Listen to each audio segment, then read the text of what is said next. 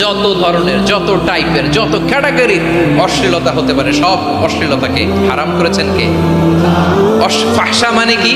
কথায়, কাজে, আচরণে, কমেন্ট, ফেসবুকের কমেন্টসে যত ধরনের নোংরামো আছে, যত ধরনের অশ্লীলতা আছে, এটাকে আরবিতে বলে ফাহশা। এটাকে কি বলে?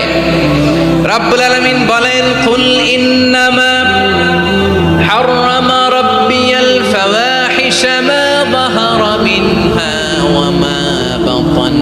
ও নবী, আপনি বলে দেন, আমার রব প্রকাশ্য, অপ্রকাশ্য, স্পষ্ট কিংবা অস্পষ্ট, দৃশ্যমান কিংবা অদৃশ্যমান সব অশ্লীলতাকে হারাম করেছেন। সব ধরনের অশ্লীলতা হারাম, সব ধরনের।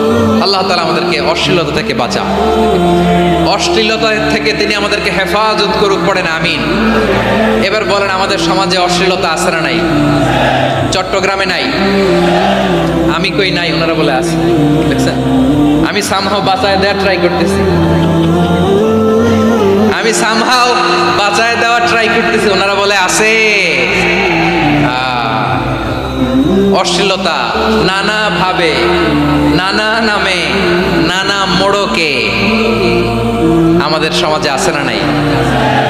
সংস্কৃতির নামে, ফ্যাশনের নামে, বিনোদনের নামে, উপন্যাসের নামে, কনসার্টের নামে অশ্লীলতা আছে না নাই?